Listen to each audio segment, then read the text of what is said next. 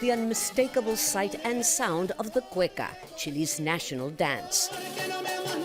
In the same plaza where Santiago's largest protests are taking place, these people came to remind Chileans that there are things that unite them all.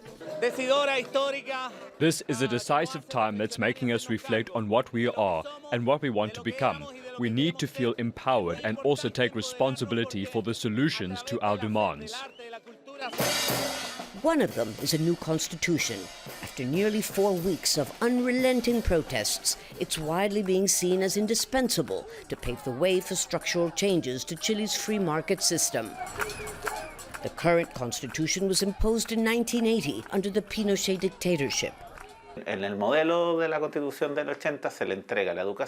model of the 1980 Constitution hands education, health, social security, and labor relations over to the private sector.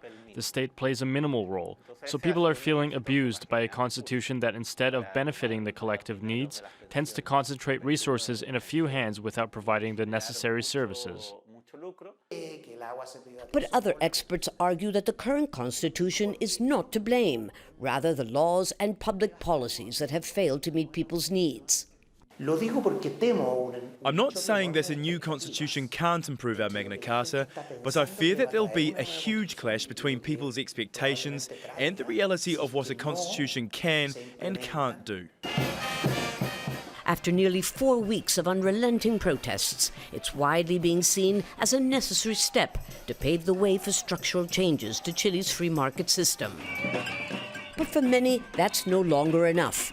Former presidential candidate Alejandro says Piñera must call for early general elections before Chile can tackle a new national charter.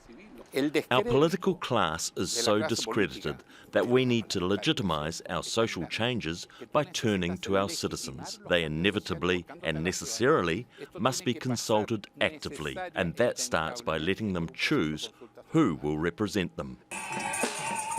The undemocratic origin of Chile's current Magna Carta is indisputable.